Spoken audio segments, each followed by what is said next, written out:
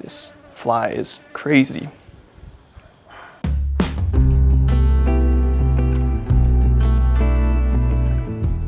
What I want to talk about today is the tactical steps that you can take to quit your job to start traveling.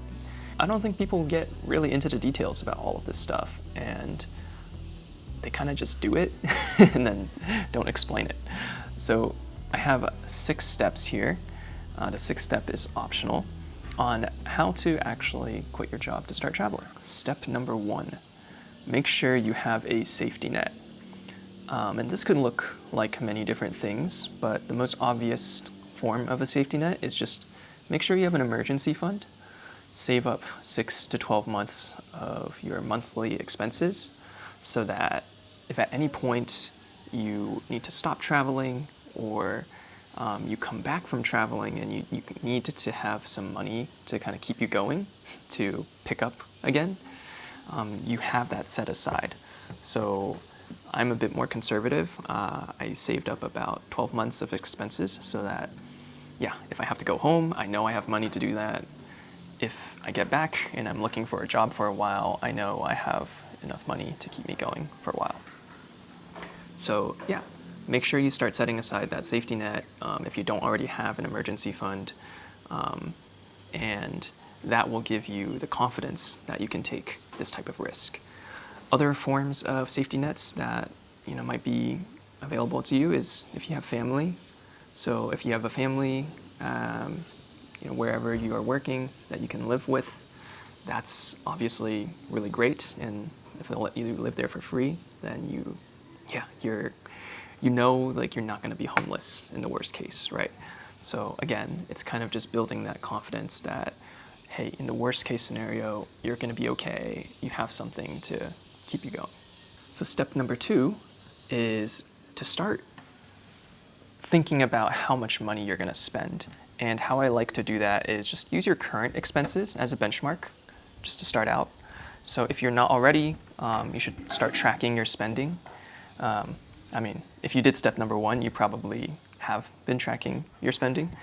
But get a spend tracking app, whether that's Copilot, you need a budget, Monarch Money, or even if you want to go the old-fashioned way and just track everything manually yourself in a spreadsheet or on your phone or something.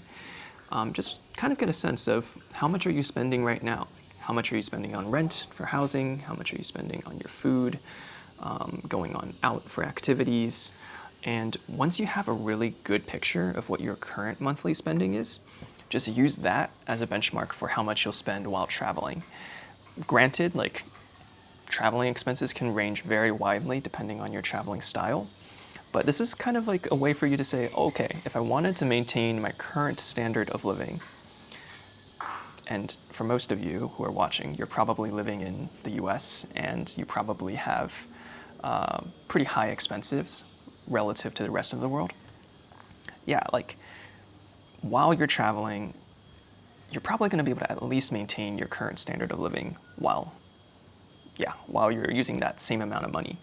So I find that that's a pretty good way to get that first estimate of how much you're going to spend. So let's say I spend $3,000 a month normally, which that's what I was spending monthly. Just take that, multiply by however many months you want to travel. So let's say for 1 year, 3,000 times 12, that's 36,000. That's how much you would save for a 1-year trip around the world. Now, if you're like me and you like to get a little bit more granular, you're like, I don't really trust that number. I want to make sure I have enough money. Then let's get to step 3, which is to get more specific. And here's what I did. Maybe people have different ways of doing this, but what I did is I started out by just mapping out my high-level itinerary. So what were the countries that I wanted to visit, how long I wanted to spend in each country. So kind of like an estimate of the number of days. So 14 days here, 30 days there. And I'm not strictly going to follow that, most likely, but I find that, that's just a good way for you to kind of get a sense of how long you're going to be in each area. And then after that, I picked out a couple of activities that I know I wanted to participate in throughout the trip, whether that's going on like a trek or whether that's scuba diving or surfing lessons. I just kind of looked at those big activities that I expect will probably cost a lot of money and just wrote those down for however long it's going to take, what are like the big expenses associated with that. So at that point, I basically had a list of all the countries I'm going to, how many days I want to stay in each country, and a list of activities and how much each of those activities cost. So starting with a list of countries and the number of days, you can search online for kind of a benchmark of how much you should expect to spend in each country.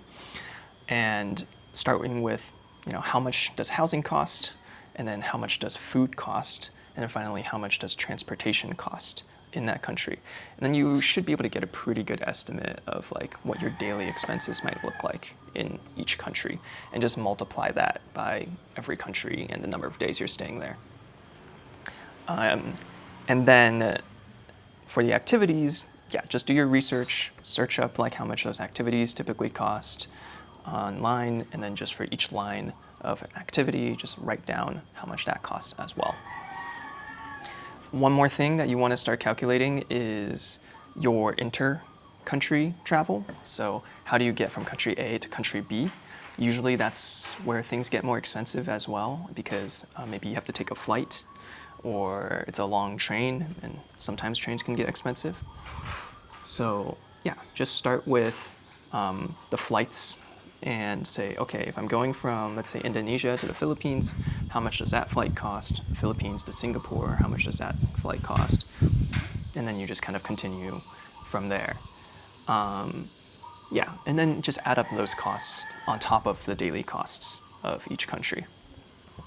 So once you have all of that put together, you can map it out on a spreadsheet and then just kind of, add it all up, use the Excel formulas, and then you should have a final estimate of how much your total expenses should be.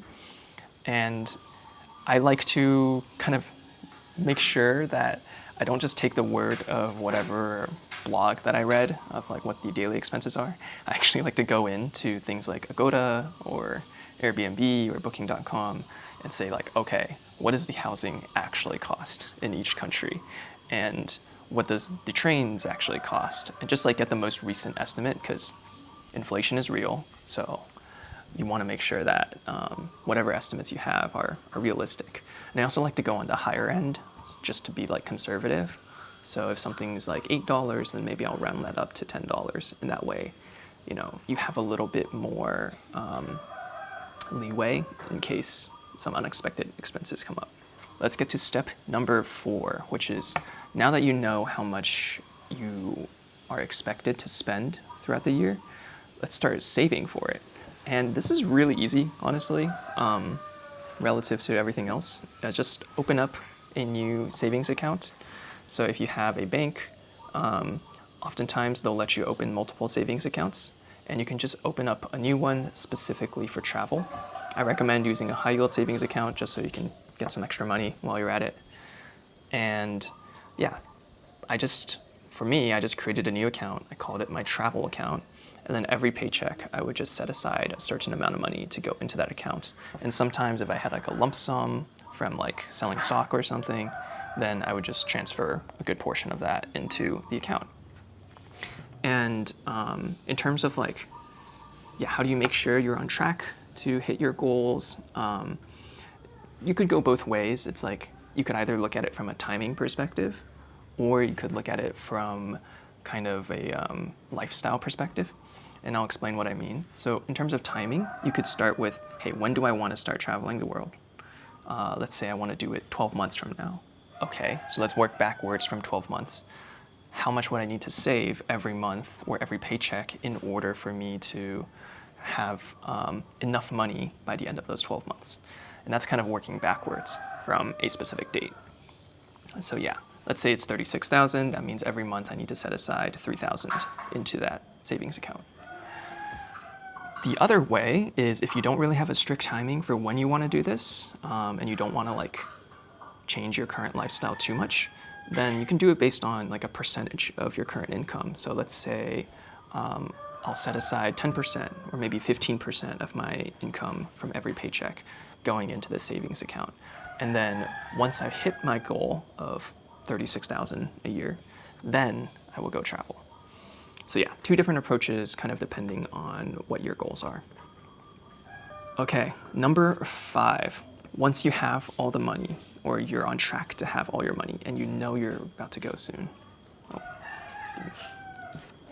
Okay, I just took a brief pause because my lovely homestay mom just brought me lunch, which is a nice satay, Balinese satay, and then an iced tea. Okay, so let's see if I can wrap this up so I can start eating this quickly. Okay, so once you know you're about to go traveling pretty soon, and by that I mean like 1 to 3 months from now, you want to start using all your benefits. So make sure that you take advantage of all your big company benefits while you can, whether that's your health insurance, get all of your physicals done, your labs done, your dental insurance, make sure you go see the dentist and get a cleaning, or if you have any big procedures, make sure you get that done while you still have the insurance. And you're in the US, so it's a little easier. And then also make sure vision, if you have, like if you're like me and you don't have perfect vision, then yeah, go see the optometrist, get a checkup done, see if you can get a new pair of glasses with your vision insurance. Ooh, okay. This fly is crazy. All right. Get your vision insurance, and then this is the biggest one. This is the hack that I didn't know until I started doing it. But if you have pharmacy insurance, like for prescriptions, do a travel consultation. Like I did mine at Safeway Pharmacy, and they will tell you like, okay, based on the countries that you're going to, what are all the vaccines that you should get? What are all the pills that you should get? What kind of diseases might you be at risk of if you visit X country?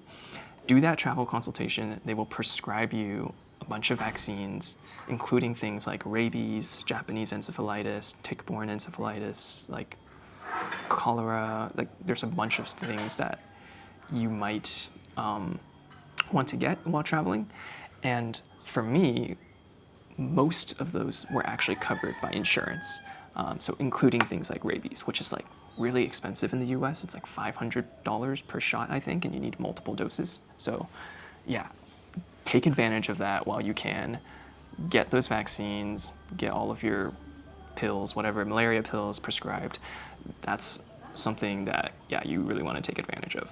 And then finally, the last step, number 6, this is optional, but if you aren't in a rush to quit your job, if you're not like, this sucks, like I really want to just get out, or you're like so excited to just get out there and you're okay, yeah. If you're okay with waiting a little bit, optimize the timing, right? If you're working at a big tech company, you probably have stocks that are vesting on a certain schedule. Try to time the time that you leave for just after your stocks vest so that you don't just leave a bunch of money on the table. Also, if you're in a company that has an employee stock purchase plan, an ESPP plan, then leave after you've actually purchased your stock. So then you can sell your ESPP stock for like, extra money at the end of the day.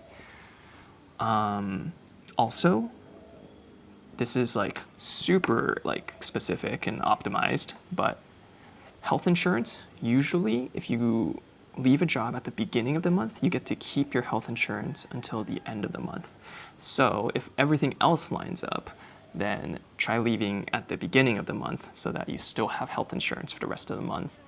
And you don't have to like immediately get a new health insurance plan from, let's say, the Marketplace Health Insurance. And you just get a bit more time to build up to that. So yeah, okay. I think that is all 6 steps.